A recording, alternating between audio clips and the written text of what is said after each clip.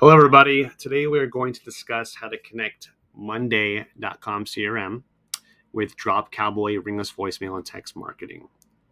So first, you're going to make your way to Zapier.com. Once you're on Zapier.com, go ahead and click the search app button. Let's type in Monday. Here, you're going to do a pairing app, which is always going to be Drop Cowboy. The next page is going to show you that something needs to happen with Monday in order to trigger a voicemail or text within Drop Cowboy. So you're going to have to click this option. It'll show you all the options they have built into Monday. So some sort of step needs to happen within Monday before it does trigger a ringless voicemail. So you're going to choose that step that fits your needs: new user, new update on board, new item in board, and so on. And from there, it's actually going to trigger a voicemail within Drop Cowboy.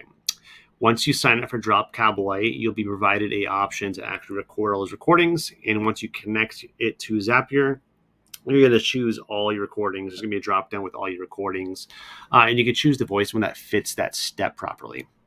Thank you, and have a great day.